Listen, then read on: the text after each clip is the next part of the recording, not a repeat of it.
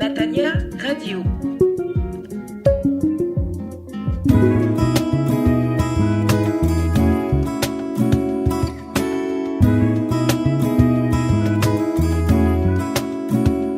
Auditeurs de Radio Matania, c'est le moment de la prédication et celle que vous allez entendre a pour titre ou thème Pâques, Pâques au pluriel. C'est une prédication du pasteur Claude Missini-Bazi sur la Pâques et le texte de référence se trouve dans 1 Corinthiens le chapitre 5 du verset 6 au verset 8. 1 Corinthiens chapitre 5 du verset 6 au verset 8 et 1 Corinthiens chapitre 6 du verset 20. Et il va également parcourir le livre d'Exode, le chapitre 12. Vous avez déjà peut-être entendu plusieurs messages sur la Pâques. Je vous recommande vivement celui-ci, car quel que soit le nombre de messages qu'on écoute sur la Pâques, on est toujours enrichi. Que le Seigneur vous bénisse abondamment. 1 Corinthiens chapitre 5, verset 6.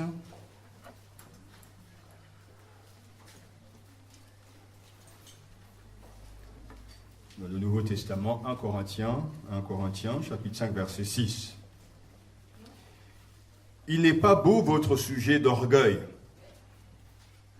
Ne savez-vous pas qu'un peu de levain fait lever toute la pâte? Purifiez-vous du vieux levain pour être une pâte nouvelle, puisque vous êtes sans levain. Car le Christ, notre Pâques, a été immolé. Célébrons donc la fête, non pas avec du vieux levain, ni du levain de méchanceté et de perversité, mais avec des pains sans levain, dans la pureté et dans la vérité. 1 Corinthiens, toujours chapitre 6, verset 20. Quelqu'un a payé le prix de votre rachat. Glorifiez donc Dieu par votre corps. Amen. Prions le Seigneur.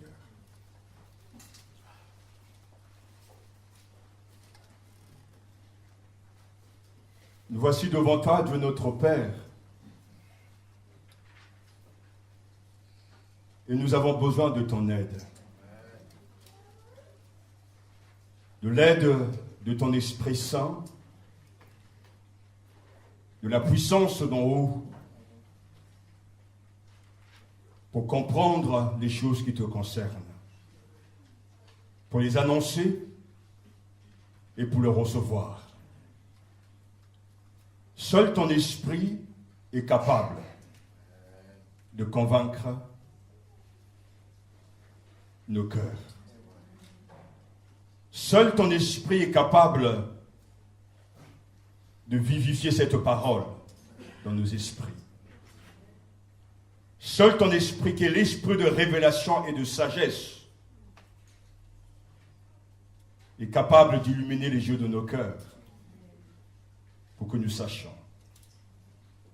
C'est pour ça que nous avons besoin de ton aide. J'ai besoin de ton aide, car la lettre, elle est morte, mais c'est l'Esprit qui vivifie. Nous pouvons avoir toutes les connaissances, toutes les informations te concernant, mais ressembler à ces deux disciples sur le chemin d'Emmaüs,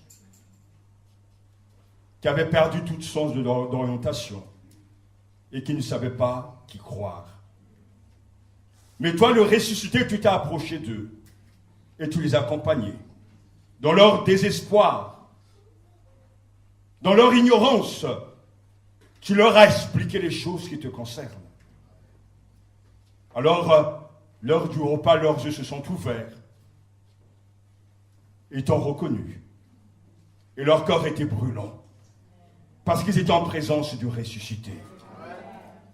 Seigneur, nous voulons plus que des mythes, que des concepts, qu'une philosophie de vie. Nous voulons la réalité de ta résurrection. Le Christ ressuscité nous accompagne, nous interpelle, nous change, nous transforme. Alors que nous sommes désorientés, nous puissions être de nouveau réorientés. Et cela, tu ne peux le faire que grâce à ta parole. C'est pour ça que j'ai besoin de ton aide. Parce que dans nos cheminements, dans le questionnement, nous avons recours à toi. Seigneur, prends le contrôle de ta parole. Prends en charge cette assemblée, afin que la mort soit bannie, la tristesse soit bannie, soit vaincue, renversée, parce que toi, le Christ ressuscité d'entre les morts, tu as tout pouvoir sur tout. Alors, sous l'incrédulité, donne la confiance. Face à l'orgueil et l'inquiétude, donne, Seigneur, la paix, donne l'humilité. Mais que le Christ ressuscité prend en charge cette assemblée. Afin que lorsque nous quitterons ce lieu, nos cœurs soient brûlants d'un feu inhabituel. Parce que nous avons été en contact au milieu du ressuscité. Oh Seigneur mon Dieu, je sens ta présence ici, tu es là, parce que ta parole nous le dit. Tu vis dans mon cœur, tu vis dans mon esprit.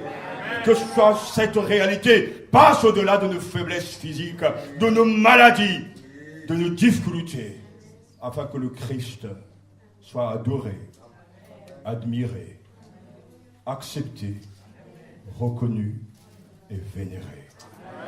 Amen.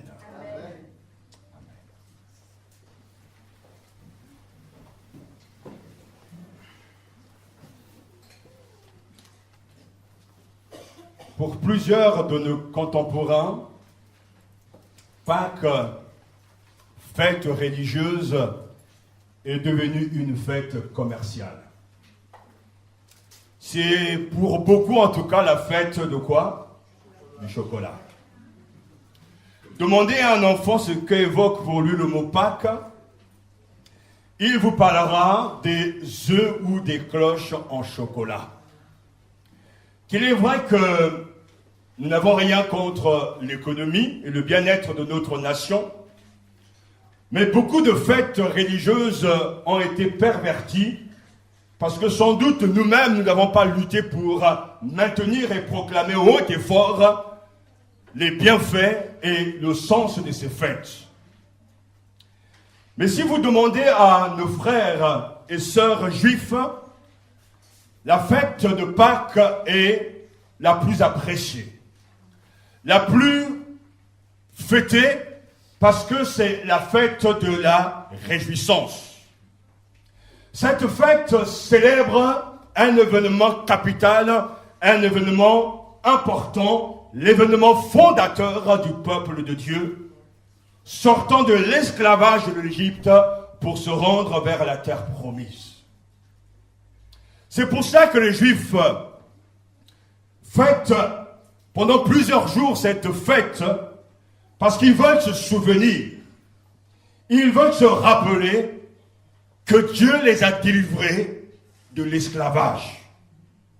C'est pour ça que dans Exode chapitre 12, nous avons la première fête de Pâques. Et au verset 14 d'Exode chapitre 12, Dieu lui-même nous donne la prescription, l'ordonnance, le commandement important de célébrer cette fête. Ce jour-là, vous en ferez mémoire. Et vous le fêterez comme une fête pour Yahvé. Dans vos générations, vous la fêterez, c'est un décret perpétuel. C'est un décret perpétuel. Dieu lui-même recommande à son peuple de s'arrêter. Ce jour-là, vous en ferez mémoire et vous le fêterez comme une fête pour qui? Non pas pour l'homme, non pas pour notre bien-être, mais pour Yahvé le Seigneur. Dans vos générations, vous la fêterez, c'est un décret perpétuel. Donc, nous avons là la mention de la première fête de Pâques. C'est une commémoration, un mémorial. Nous voulons nous souvenir que Dieu, d'abord, a libéré son peuple du pouvoir du Pharaon et l'a laissé partir vers la terre promise. Donc on commémore la libération de l'esclavage du peuple de Dieu en Égypte, et ce jour-là, qu'est-ce que l'on fait? On offre au Seigneur un agneau de l'année, mâle et sans défaut. Ensuite, le sang de l'agneau est répandu, en tout cas, dans chaque maison en signe de protection.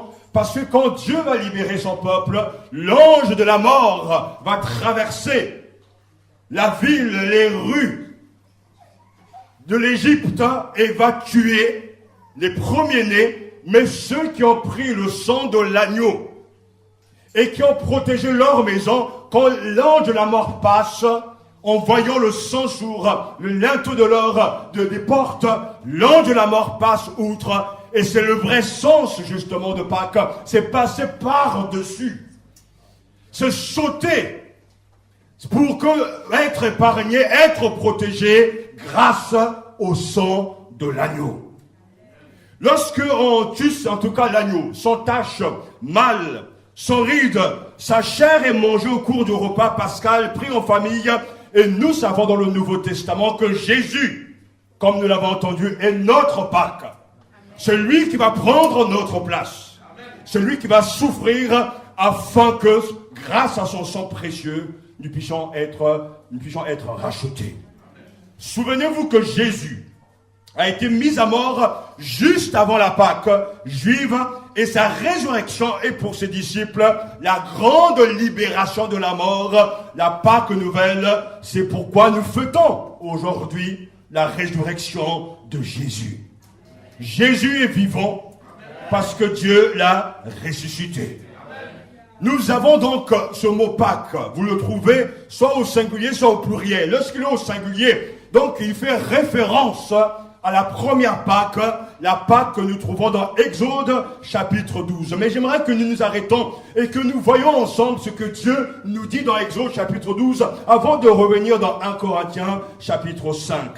Parce qu'à l'origine, la Pâque désignait l'agneau immolé par les Israélites en Égypte. Ils avaient donc mis de son sang sur les linteaux des portes et avaient mangé sa chair. Exode chapitre 12, versets 3 à 11 et verset 21. Mais verset 7 de Exode chapitre 12, il est écrit « On prendra de son sang et on en mettra sur les deux poteaux et sur le linteau de la porte des maisons et où on le mangera. » Le verset 11 nous dit « Quand vous le mangerez, vous aurez vos reins sains, vos souliers aux pieds et votre bâton à la main, et vous le mangerez à la hâte. » Écoutez bien, c'est la Pâque de l'Éternel. Alors Dieu dit très clairement comment célébrer, comment vivre cette Pâque. La Pâque, d'abord, il faut être prêt. C'est dans la précipitation. On ne prendra pas le temps de s'asseoir, de mettre à la table, etc. Non, c'est dans la précipitation, en tenue de combat, prêt à partir, qu'il faut absolument manger la chair donc de cet agneau, parce que c'est la Pâque de l'Éternel. Ça veut dire, nous devons être prêts à partir. Et au verset 21 de l'Exode chapitre 12, Moïse appela tous les anciens d'Israël et leur dit: allez prendre du bétail pour vos familles et immoler la Pâque.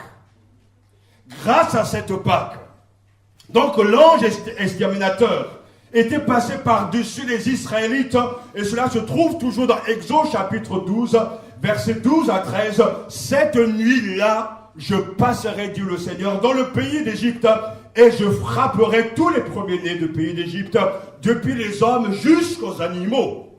Et j'exercerai des jugements contre tous les dieux de l'Égypte. Je suis l'Éternel.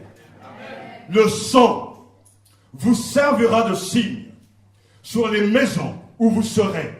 Je verrai le sang et je passerai par-dessus vous. Et il n'y aura point de plaie qui vous détruise quand je frapperai le pays d'Égypte. Oh, combien ce texte est riche. Verset 29. Au milieu de la nuit, l'Éternel frappa tous les premiers-nés dans le pays d'Égypte, depuis le premier-né de Pharaon, assis sur son trône, jusqu'au premier-né du captif dans sa prison, et jusqu'à tous les premiers-nés des animaux. Mais le peuple de Dieu a été épargné. Non pas parce qu'il a été meilleur, non pas parce qu'il a été consacré, mais grâce à la puissance de ce que Dieu leur avait ordonné de faire, c'est-à-dire prendre le sang de l'agneau et de protéger leur demeure. tous ceux qui étaient à l'intérieur des maisons, qu'ils soient voleurs, qu'ils soient bandits, qu'ils soient pécheurs, étaient protégés non pas à cause de l'impeccabilité de leurs œuvres, ou bien protégés ou condamnés à cause de leur mauvaise attitude. Non, seul le sang protégeait le peuple. Et c'est pour ça que la Bible nous dit, et le Seigneur me dit, te dit, je verrai le sang et je passerai. Oh, alléluia. Christ, notre Pâque, a été immolé. Et vous et moi, nous ne pouvons nous tenir devant Dieu que grâce au sang précieux de Jésus. Ce n'est pas nos bonnes œuvres qui peuvent nous sauver. Ce n'est pas la qualité de nos prières, de nos prédications qui peuvent nous sauver. Non, Dieu voit le sang. Le sang de son Fils, dont la Bible dit c'est le sang précieux. Et ce sang, il lui est suffisant pour passer, épargner et sauter par-dessus afin que nous soyons protégés. C'est pour ça que c'est une grande fête. C'est la fête en l'honneur du Seigneur. C'est un moment important. Et la Bible nous dit que tout le temps, constamment, le peuple de Dieu doit commémorer cet événement si important. Vous observerez cela comme une loi pour vous et pour vos enfants à perpétuité. Quand vous serez entrés dans le pays que l'Éternel vous donnera selon sa promesse, vous observerez ces usages sacrés. Et lorsque vos enfants vous diront « Que signifie pour vous cet usage ?» vous répondrez « C'est le sacrifice de Pâques, en l'honneur de l'Éternel, qui a passé par-dessus les maisons des enfants d'Israël en Égypte, lorsqu'il frappa l'Égypte et qu'il sauva nos maisons, le peuple s'inclina et adora. » Exode chapitre 12, versets 24 à 27. Vous voyez la réaction de celui qui a compris. Le peuple s'inclina et adora. Parce qu'il reconnaît la valeur de ce grand sacrifice, de cette grâce qui est donnée de la part du Seigneur. Et toujours dans Exode chapitre 12, versets 41 à 42, il est écrit, et au bout de 430 ans, le jour même, toutes les armées de l'Éternel sortirent du pays d'Égypte. Cette nuit sera célébrée en l'honneur de l'Éternel, parce qu'il les fit sortir du pays d'Égypte. Cette nuit sera célébrée en l'honneur de l'Éternel par tous les enfants d'Israël et par leurs descendants. Nous sommes les Juifs que Christ a sauvés. Juifs, bien sûr, spirituels d'une certaine manière. Mais nous devons, nous aussi, en l'honneur de l'Éternel, célébrer cette fête parce que Dieu l'a décrété. C'est pour lui, pour sa gloire. Jésus lui-même, en tant que bon juif, a célébré cet événement capital de la Pâque juive. C'est la tradition. Le jeudi soir, qu'on appelle le fameux jeudi saint, le repas pascal, et là, jeudi va inaugurer, va mettre en place le premier culte. Et donc, lors de ce premier culte, que va-t-il faire? Il va laisser cette tradition, c'est-à-dire à la Sainte Seine. Faites ceci en mémoire de moi. Ceci est mon corps. Ceci est mon sang. Faites ceci en mémoire de moi. Et chaque fois que nous sommes ensemble et que nous célébrons le repas du Seigneur, nous le faisons en mémoire de lui, de ce qu'il a fait. Alors nous aussi, nous ne devons pas bouder notre plaisir de fêter, en tout cas, la Pâque de Jésus. L'Église doit fêter cet événement. L'Église doit se rappeler ce qui s'est passé, parce que Jésus a vaincu la mort. La Pâque de Jésus, c'est cela. Il a passé au-dessus de la mort. Il a vaincu la mort. Il a englouti les forces du mal et de la mort par sa résurrection. Et c'est pour ça que dans 1 Corinthiens chapitre 15, il est écrit que la mort a été engloutie par la victoire. Alléluia. La mort a été engloutie par la victoire. La mort a été vaincue dans la victoire de Jésus. Et c'est pour ça que nous avons, nous aussi, notre Pâque. Christ est devenu notre Pâque. C'est pour ça que le mot Pâque est donc au pluriel, puisque ça veut dire que nous fêtons d'abord la première Pâque juive, mais en même temps, Christ, notre Pâque, a été immolé. Et nous voulons nous rappeler que cet événement marque le début du choix de Dieu pour son peuple, mais aussi pour le chrétien du Nouveau Testament, la puissance d'une espérance nouvelle. La victoire sur les forces du mal, le triomphe de l'agneau immolé et la constitution d'un peuple nouveau pour le glorifier. L'apôtre Paul, lui, a suivi donc la tradition. Et c'est pour ça, en écrivant aux Corinthiens, il dira, c'est bien à tort que vous vous glorifiez, ne savez-vous pas qu'un peu de levain fait lever toute la pâte? Mais il dit au verset 8 de 1 Corinthiens, chapitre 5, célébrons donc la fête, non avec du vieux levain, non avec un levain de malice et de méchanceté, non, mais avec des pains sans levain, de la pureté et de la vérité.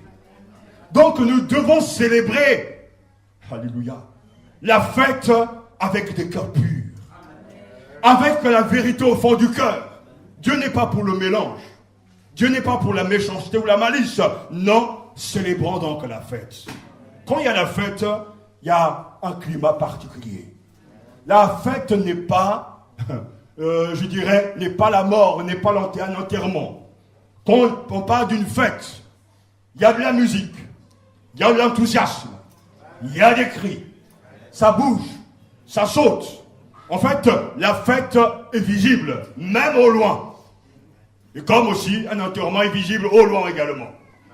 Mais la Bible ne nous dit pas de fêter un mort, mais la Bible nous dit de fêter celui qui vit au siècle des siècles. Célébrons donc la fête, alléluia. Et c'est ce que Dieu veut. Donc en ce dimanche de Pâques, Dieu veut que je célèbre quoi? La mort et la résurrection de Jésus-Christ. L'agneau pascal. Je vous ai enseigné avant tout, comme je l'avais aussi reçu, que Christ est mort pour nos péchés selon les Écritures, qu'il a été enseveli et qu'il est ressuscité le 3e jour selon quoi? Les Écritures. Alléluia. Mais maintenant Christ est ressuscité des morts. Il est le prémisse de ceux qui sont morts, car puisque la mort est venue par un homme, c'est aussi par un homme qu'est venue la résurrection des morts. Voilà Pâques, voilà les motifs de notre joie. Christ est mort pour nos péchés, il a été enseveli, mais Dieu l'a ressuscité le 3e jour selon les Écritures. Alléluia. Si Christ n'est pas ressuscité, notre foi est vide. Nous célébrons aujourd'hui la résurrection du Seigneur. En fait, chaque dimanche est Pâques. Et chaque dimanche, nous devons célébrer la résurrection de notre Seigneur. Parce que cette résurrection nous a apporté beaucoup de choses.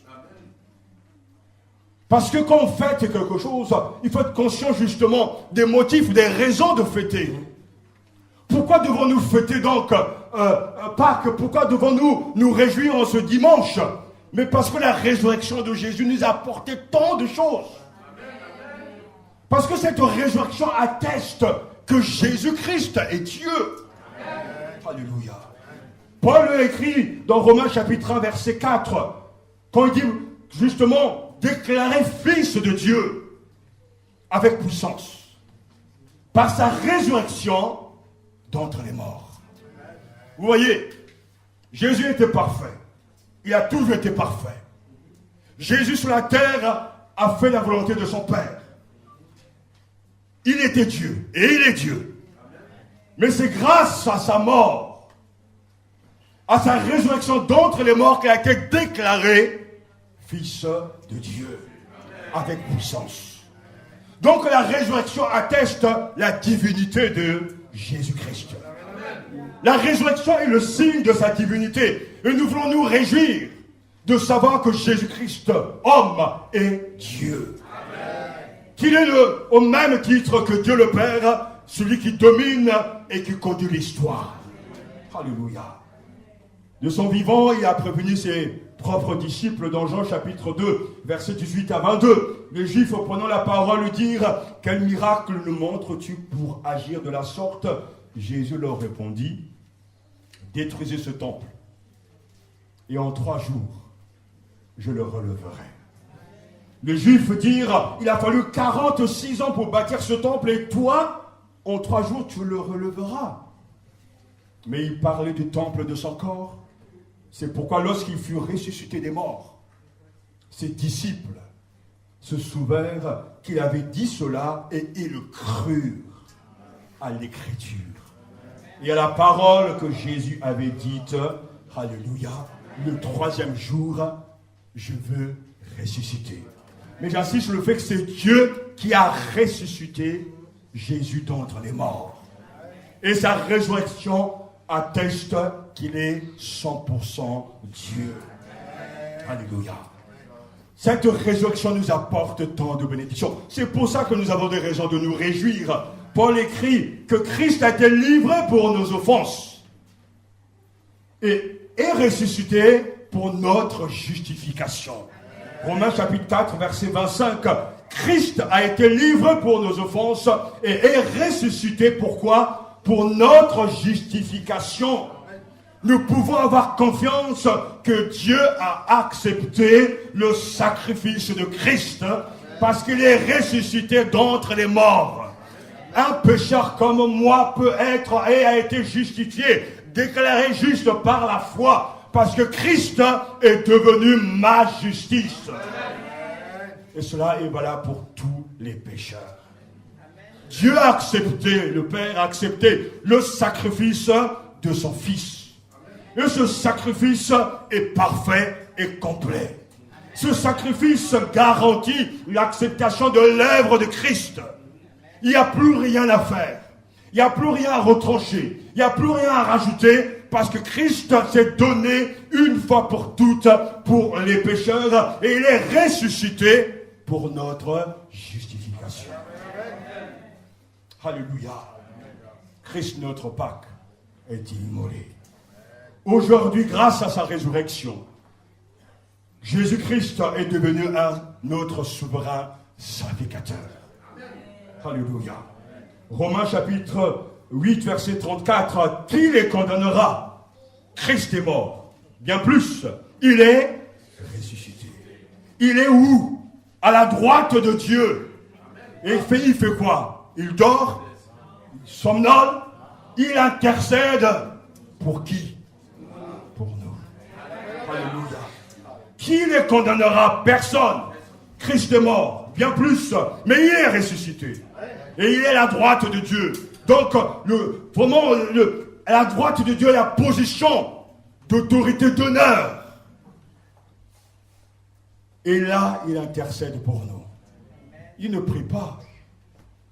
Il n'offre pas de l'encens. Non, sa présence dans la gloire. Et la preuve que le Père est satisfait. Sa présence à la droite du Père. Et la preuve que le Père est comblé. Et lui, à côté du Père, est suffisant. En tant que souverain sacrificateur, pour tenir, garder, purifier ceux qu'il a choisis. Dans le passé, le souverain sacrificateur était vêtu d'un vêtement spécial. Et il portait le pectorat du jugement.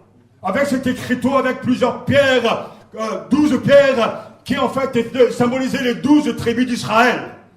Et une fois par an, le souverain sacrificateur entrait dans le Saint des Saints.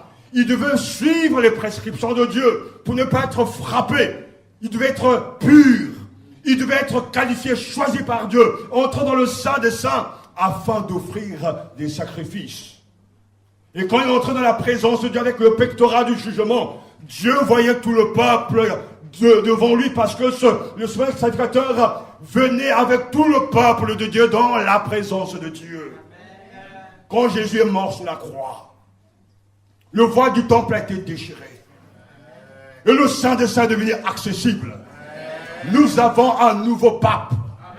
Nous avons un souverain sacrificateur digne de foi, digne de confiance, et qui est entré dans le Saint des Saints, non pas avec le sang des boucs et des taureaux, mais avec son précieux sang. Et quand il est entré dans la gloire, dans le Saint des Saints, il n'y est pas entré pour lui-même, il est entré pour moi, pour tous les élus, pour vous, pour tous les élus. Et dans la présence de Dieu, à côté du Père, je sais que je suis là-bas déjà. Parce que lui, il me porte dans son cœur. Et il porte tous ses enfants. Et c'est pour ça que la mort ne peut pas les arrêter. Satan ne peut pas les ravir.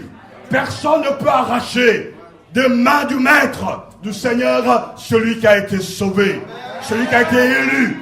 Mon salut est éternel. Mon espérance, elle est vivante. Je sais en qui j'ai cru. Mon souverain sacrificateur est dans la gloire. Et voilà pourquoi je suis heureux de fêter cette fête. Jésus est notre Pâques.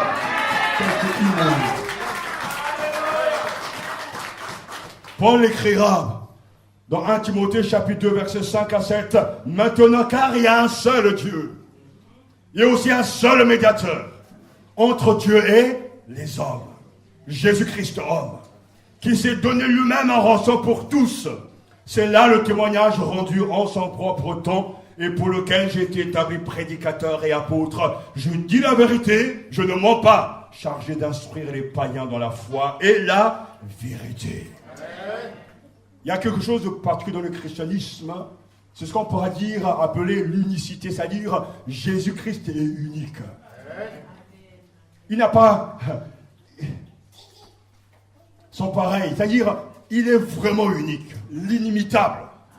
Il est le seul médiateur entre Dieu et les hommes. Donc on n'est pas sauvé grâce à un saint. On n'est pas sauvé grâce, je ne sais pas, à un ange. Non. On n'est pas sauvé grâce à une loi divine, mais on est sauvé grâce au médiateur. C'est lui qui fait le lien. L'injonction, c'est lui qui permet que l'homme soit réconcilié avec Dieu et que Dieu soit réconcilié avec les hommes. Et c'est pour ça que la Bible est riche de sens. Quand Colossiens nous dit, chapitre 1, verset 27, Christ en vous, l'espérance de la gloire. Quand Jésus vit en nous, le Christ que nous recevons, le Christ qui demeure en nous, c'est lui que dans la Bible dit qu'il est justice, sagesse, sanctification et rédemption. Donc, je porte en moi l'Église, vous les chrétiens qui sont ceux qui sont sauvés, convertis réellement. Nous portons le Christ. Alléluia. Nous portons le médiateur en nous par la foi. Et nous savons que nous n'avons pas besoin d'autres recours, d'autres moyens pour avoir accès à Dieu. Le Christ est le médiateur. Vous avez des problèmes, allez voir le médiateur. Vous avez un souci avec votre conscience, allez voir le médiateur. Vous avez péché, allez voir le médiateur. Lui fera le lien avec le Père. Et ce sacrifice est valable pour l'éternité. C'est pour ça que nous avons des raisons de nous réjouir en ce dimanche. Parce que Dieu l'a élevé par sa droite comme prince et sauveur. Pour donner à Israël la repentance et le pardon des péchés. Actes chapitre 5 verset 31. Il y a tellement de choses, tellement de bénédictions qui résultent justement de la résurrection de Jésus. Christ notre Pâques a été immolé. Nous fêtons cette fête de Pâques en l'honneur de l'Éternel. Et nous avons de la joie. Parce que beaucoup de choses nous sont données par le Seigneur. Béni soit Dieu, le Père de notre Seigneur Jésus-Christ, qui selon sa grande miséricorde nous a régénérés pour une espérance vivante par la résurrection de Jésus-Christ d'entre les morts. 1 Pierre chapitre 1 verset 3. Alléluia. La résurrection de Christ est une garantie que nos corps aussi seront ressuscités d'entre les morts. As-tu peur de la mort? Tous ceux qui ne sont pas sauvés ont peur de la mort. Ou bien ils font semblant de ne pas avoir peur. Mais quand la mort frappe, et vous savez que nous avons tous rendez-vous avec la mort, on ne sourit plus. Les masques tombent. Alors la dernière fois, ce vendredi, on parlait justement de ces gens que l'on congèle. En fait, c'est clients. On congèle les gens pour peut-être que dans 100 ans, si la science a avancé, on va les réveiller, les ressusciter. Et je disais qu'ils sont déjà morts de toute façon. Mais il peut arriver qu'avec des incantations, des pouvoirs sataniques, ils vont réveiller des gens, mais ce sont des démons qui vont s'emparer de leur corps. Parce que quand tu es cadavré vraiment. Il n'y a plus rien à ajouter, il n'y a plus rien à faire. Et la mort est là pour nous rappeler que nous venons dans ce monde nu, et nous repartons toujours nus. Et c'est pour cela que les gens ont peur de la mort. Regardez notre société. On fait tout pour retarder la vieillesse et la mort. On fait tout. Il y a des gens qui ne veulent pas accepter leur âge. Ils font tout pour paraître plus jeunes. Mais tu peux bien continuer à faire des chirurgies. Mais quand tu as 40, 50 ans, 60 ans, 70 ans, tu les as quand même. Et quand la mort viendra te prendre, parce que la mort viendra, si tu n'es pas prêt, alors tu as vraiment des raisons de t'inquiéter. N'oubliez pas, entre parenthèses, que la Bible nous parle de 3 morts, et la mort physique. Ce n'est pas la mort la plus terrible. Parce que tu es poussière, tu retourneras à la poussière. Mais il y a aussi la mort spirituelle. Quand on est séparé de Dieu, quand on marche dans le péché, on est déjà mort. On est vivant, mais on ne goûte pas la communion avec le Seigneur. On est loin du Seigneur. Et seule la repentance et la confession peuvent nous donner, en tout cas, accès à cette présence de Dieu. Mais la pire des morts, c'est la mort éternelle. Parce qu'après le jugement, certains seront jetés dans les temps de feu pour l'éternité. Loin du Seigneur, alors ça sera une chose terrible. Pourquoi est-ce que je suis heureux ce matin? Parce que le Christ, mon Seigneur, notre Pâques, a vaincu l'aiguillon de la mort. Sous toutes ses formes. Le chrétien a reçu la vie éternelle. Parce qu'il a cru en Jésus. Et ce qui me donne de la joie ce matin, c'est de savoir que même quand la mort viendra, et ça fait partie de la vie chrétienne, Paul dira même, il souhaite, c'est-à-dire être auprès du Seigneur. Pour lui, les choses de ce monde ne sont rien face à ce qu'il attend. Mais pour penser comme ça, agir comme ça, ça veut dire que vraiment il a compris l'évangile. Alors que de certains s'agrippent aux choses ici-bas, aux biens matériels, Paul, lui, soupire d'être auprès de son Seigneur. Pour vivre ainsi, il faut comprendre la puissance de la résurrection. Et Jésus est ressuscité. Il a vaincu le dernier ennemi des hommes, la mort. Car si nous croyons que Jésus est mort et qu'il est ressuscité, croyons aussi que Dieu ramènera par Jésus avec lui ceux qui sont morts. Alléluia. 1 Thessaloniciens chapitre 4 verset 14. Car si nous croyons que Jésus est mort et qu'il est ressuscité, croyons aussi que Dieu ramènera par Jésus et avec lui ceux qui sont morts. Alors mon frère, ma soeur, peut-être a perdu un être cher, mais qui est mort dans la foi, parce que c'est une question qu'il faut se poser. Tant que l'on meurt dans le Seigneur, on est tranquille. On aura un peu de chagrin, on versera des larmes, parce que nous sommes des êtres humains, mais nous savons que ce que Dieu fait est toujours bon. Et un jour viendra, ce jour viendra, où nous verrons dans la gloire nos bien-aimés qui nous ont précédés.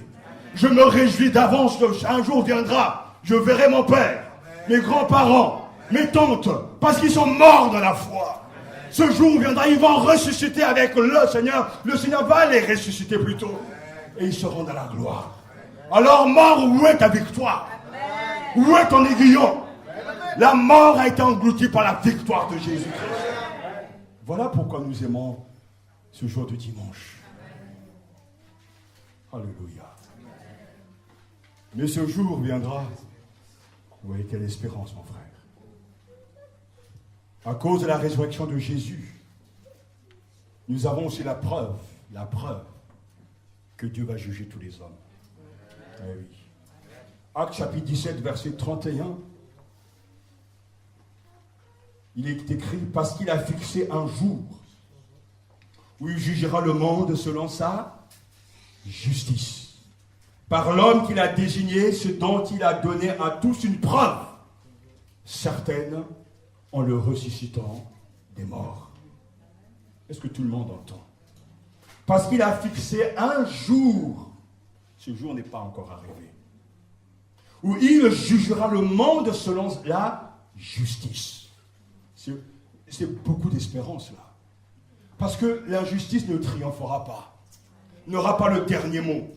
Le mal que l'on peut te faire, que l'on peut me faire, le mal que le monde peut faire à l'église, un jour, ce jour vient où Dieu, le Seigneur, Jésus, va juger le monde. Plus de salut, plus de pardon, plus de pitié, plus de miséricorde. Chacun recevra le fruit de ses actes. Et par l'homme qu'il a désigné, ce dont il a donné à tous une preuve, certaines en le ressuscitant des morts.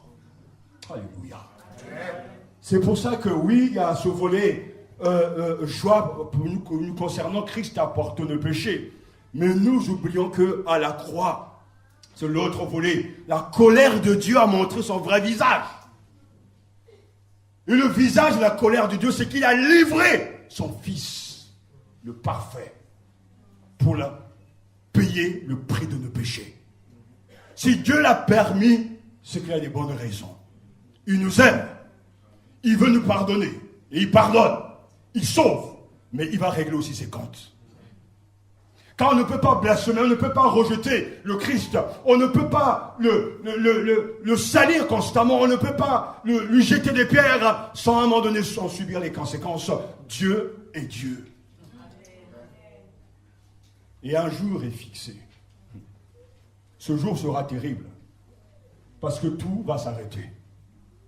Tout le monde sera là.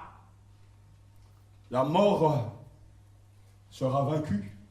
La mer aura rendu ses morts, la terre également, pour ce jour. Et nous avons tous rendez-vous ce jour-là. De toute façon, on ne pourra pas y échapper. Même si tu veux te suicider après la mort, dans la mort, tu ne pourras pas. Tu vas te réveiller. C'est-à-dire que nous sommes tous des immortels. Parce que quand la mort physique va arriver, de l'autre côté, arrive la réalité éternelle. Et là, tu ne pourras rien faire. Et tu pourras fuir. Tu pourras essayer d'échapper au Seigneur. Tu ne pourras pas. Tu pourras dire, Seigneur, regarde, j'ai peut-être raté ma vie, mais fais-moi grâce. Il sera trop tard. C'est un jour de colère. C'est un jour de jugement. Et je n'ai pas envie, moi, de voir la tête de mon Père, de mon Dieu, en colère. Parce qu'il suffit de peu pour qu'il écrase tout. Nous devons tous trembler parce que c'est un jour qui est fixé. Nous devons arrêter de faire du mal. Nous devons arrêter de vivre dans le péché. Parce que nous savons que nous serons jugés.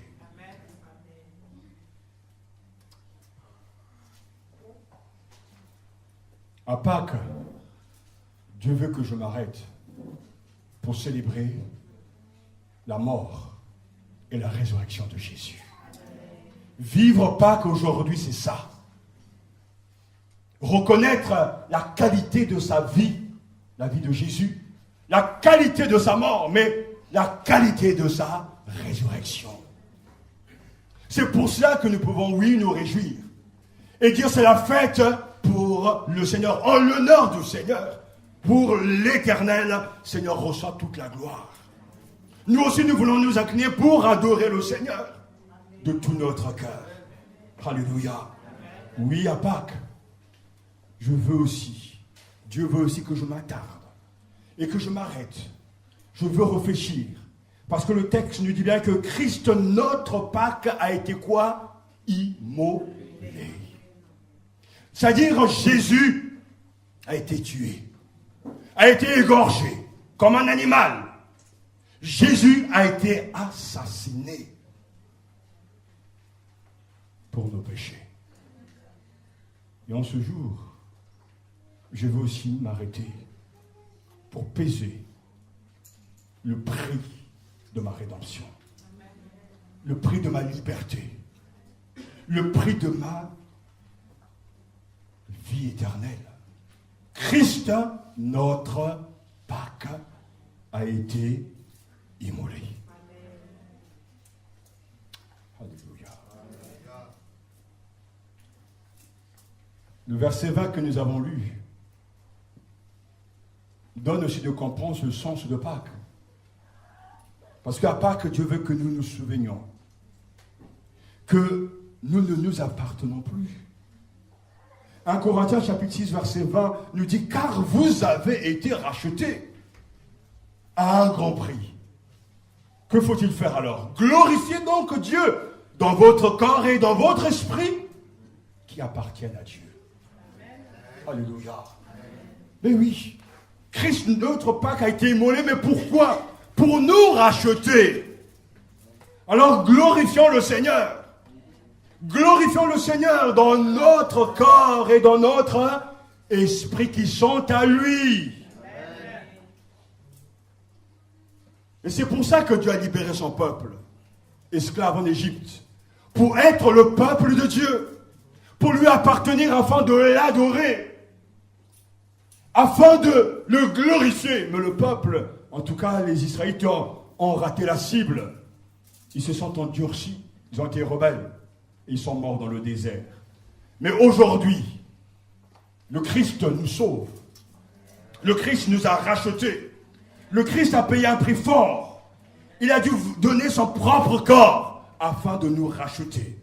Alors c'est pour ça que nous comprenons justement cette louange céleste dans Apocalypse chapitre 5 verset 9 à 10. Et il chantait quoi? Un cantique nouveau. En disant, tu es digne de prendre le livre et d'en ouvrir les sceaux. Pourquoi? Pourquoi? Car tu as été immolé. Et tu as racheté pour Dieu par ton sang des hommes de toute tribu, de toute langue, de tout peuple et de toute nation. Pour faire quoi?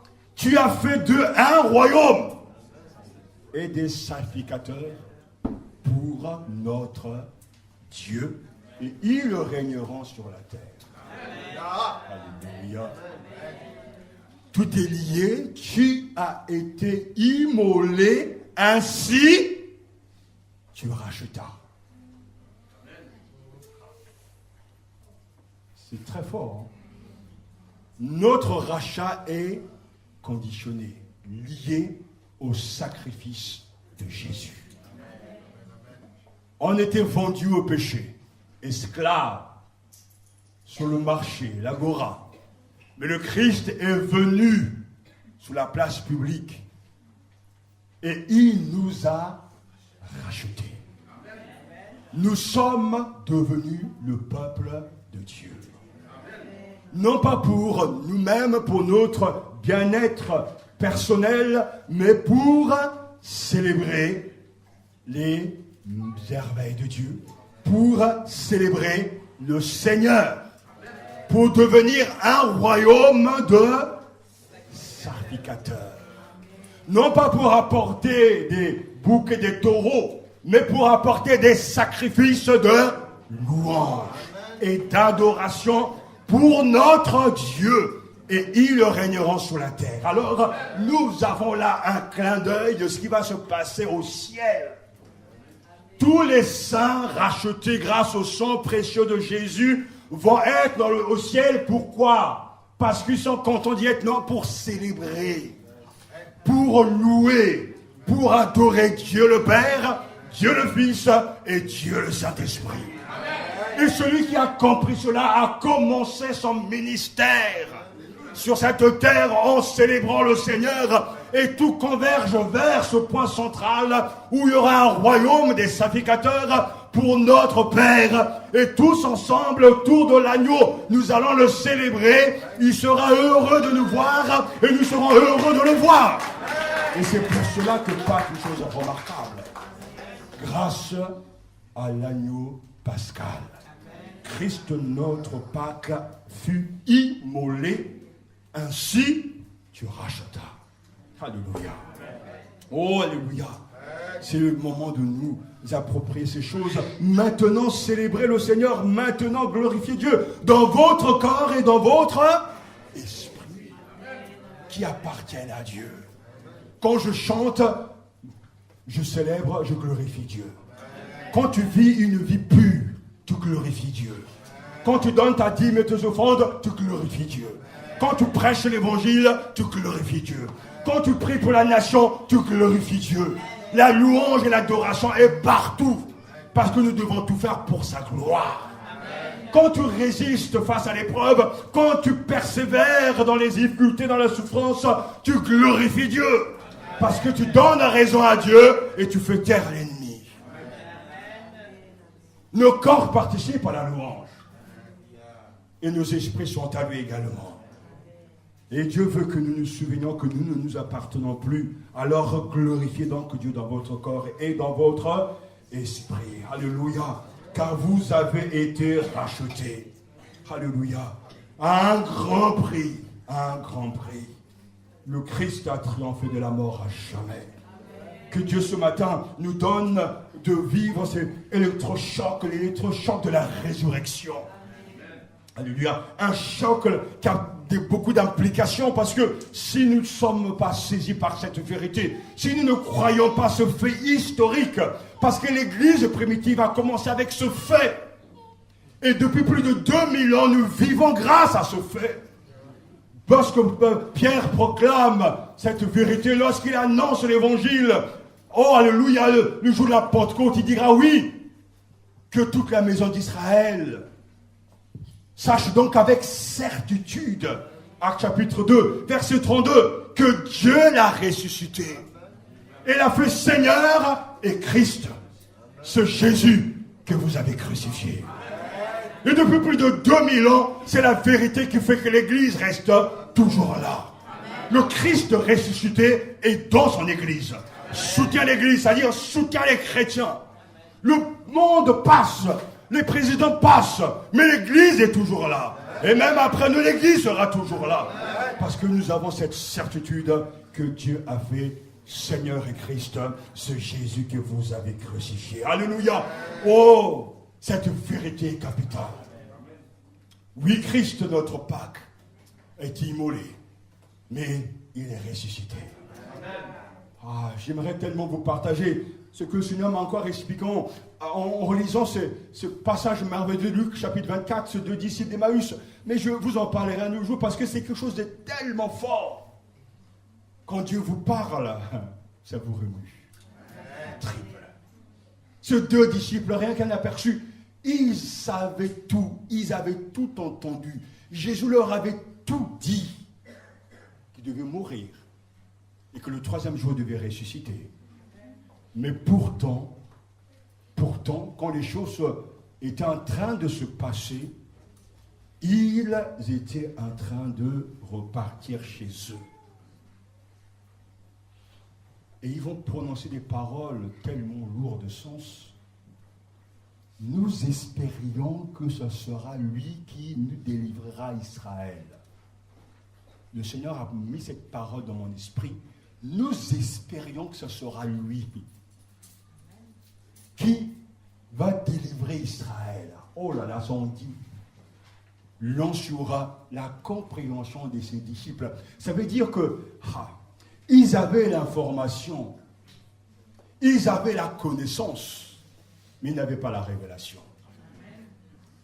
Il a fallu que le Christ ressuscité s'approche d'eux et fit route avec eux. Et là encore, ils ne vont pas le reconnaître. Parce qu'ils sont aveuglés par leurs rêves écrasés. Nous espérions que ce sera lui qui délivrera Israël. Mais depuis 3 jours qu'il est mort, il n'y a rien qui s'est passé. Et ces disciples-là, c'est vous et moi. Certains en tout cas. Qui se disent, j'espérais que ce sera Jésus qui va régler mes problèmes, peut-être. Mais je me rends compte que rien n'a changé. Mais en fait, tout a changé. Mais lui, il a les yeux fermés. Et Jésus va lui ouvrir les yeux. Comment? En faisant un miracle? En posant ses mains sur ses disciples? Non. Jésus utilise un moyen, le seul moyen, la parole, pour ouvrir les yeux de ses disciples. Et lorsqu'ils vont arriver à la fin pratiquement de leur voyage, ils vont manger. Et là, pendant ce temps de partage, leurs yeux vont s'ouvrir. Et ce qui est arrivé. Ils sont retournés, en tout cas, à Jérusalem avec cette bonne nouvelle, mais le cœur rempli de feu. Parce qu'ils étaient en présence du ressuscité. Jésus est entré dans le quotidien depuis longtemps. Chaque dimanche est Pâques pour nous. Jésus n'est pas absent de nos difficultés. Jésus n'est pas du tout à l'écart. Il est préoccupé par notre bien-être, par nos vies. Mais le Christ qui est ici, qui est dans ta maison, dans ton magasin, partout où tu es, peut être un étranger pour toi. Demande au Seigneur de t'ouvrir les yeux. Et la preuve que Jésus ressuscité est avec toi se verra parce que ton corps va être brûlant. Un autre amour, une autre passion. C'est pour ça que j'ai parlé tout à l'heure d'un électrochoc. L'électrochoc, justement, la réjouissance de savoir que Jésus est ressuscité. Qu'il a vaincu les forces du mal. Qu'il a triomphé de tout ce qui peut nous entraîner vers l'enfer. Jésus a vaincu le péché. Il a vaincu Satan. Et c'est pour ça que j'ai toujours du mal. Mais je le sais, parce qu'en tant que... Ça veut dire pourquoi les chrétiens ne sont pas heureux, joyeux. Pourquoi nos temps de louange, nos temps de rencontre doivent exploser en louange. Mais quand on ne vit que de temps en temps la résurrection, ou on n'a qu'un aperçu de la résurrection, on ne peut pas être heureux tout le temps.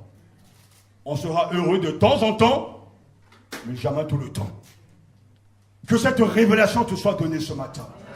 Et qu'elle reste, parce qu'une révélation restera toujours. Et personne ne peut l'enlever. J'étais jeune, mais je me souviens, j'étais au lycée quand le Seigneur a révélé à mon esprit le Christ. Et j'ai beau essayer de faire ce que je veux, je ne peux pas l'oublier. Satan pourra se tenir devant moi pour me dire Dieu n'existe pas, le Christ n'existe pas. Si tout ça ce n'est qu'un fantôme, tout ça ce ne sont que des mots, une philosophie. Moi je le sais non pas parce que d'abord c'est écrit, mais je le sais parce que cela a été révélé en mon esprit.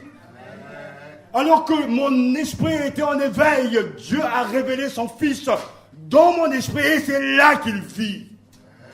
Je ne parle pas ici de quelque chose simplement d'une expérience extatique, c'est-à-dire d'une extase, non. Je parle d'une lumière surnaturelle qui vient de Dieu et qui éclaire votre esprit. Et je pourrais tout perdre, santé, mémoire, tout ce que vous voulez. Et Dieu me garde cela, je ne le perdrai pas. Mais pour vous dire que cette révélation ne peut pas te quitter. Et c'est pour ça que Paul... Beaucoup plus tôt, comme on l'avait dit, mais quand Dieu a révélé son Fils en moi. Et c'est ça la vie chrétienne. Alléluia. Oh, nous en sommes témoins. Dieu l'a fait Seigneur et Christ. Que ce dimanche, tu puisses repartir chez toi avec le crucifié et le ressuscité. Oui, le Christ est vivant avec un corps transfiguré, qui échappe au temps et à l'espace, mais toujours le même. Et nous en sommes témoins. Qu'il vit au siècle des siècles. Alléluia. Il vivra toujours.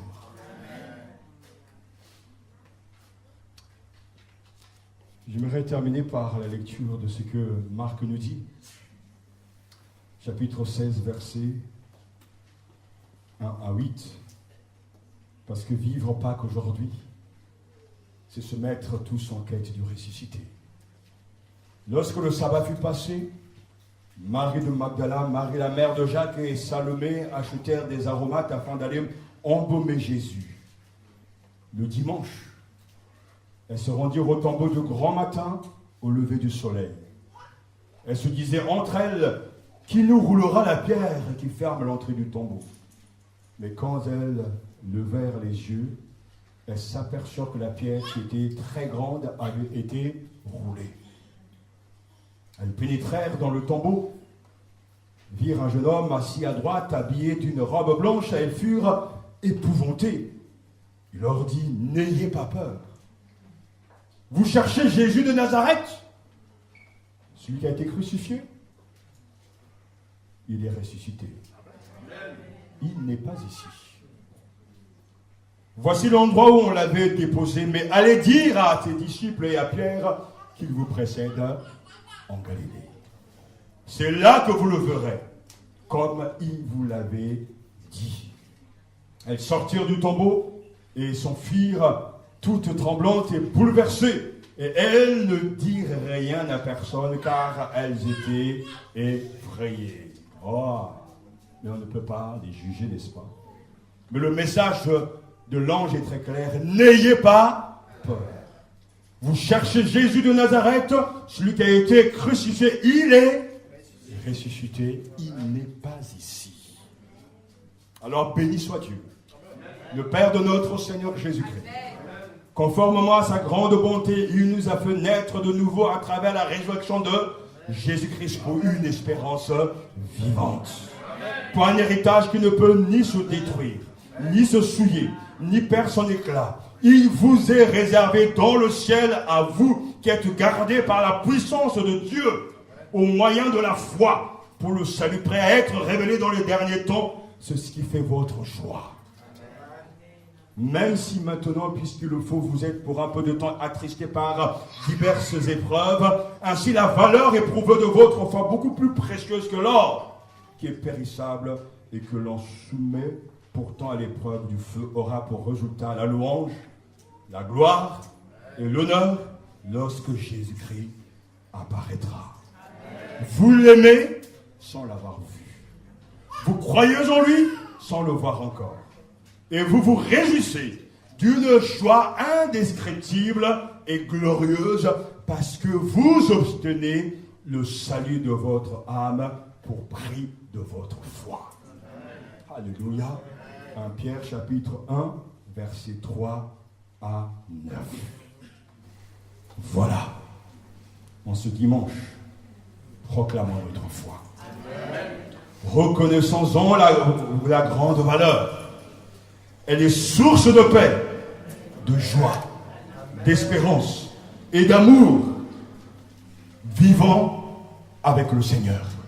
Fréquentant le Seigneur tous les jours. Le ressuscité est là. Partout où tu iras, il sera toujours là. Il te suit, il est à tes côtés, c'est lui ton trésor. Que toute la maison d'Israël sache donc avec certitude que Dieu l'a ressuscité et l'a fait Seigneur et Christ, ce Jésus que vous avez crucifié. Bonne fête de Pâques, bonne fête de Pessah. Que Dieu vous bénisse et que cette semaine soit illuminée de sa lumière et chasse toute forme d'obscurité. Saisissez ces vérités et allons de l'avant. Amen, amen. Gloire au Seigneur.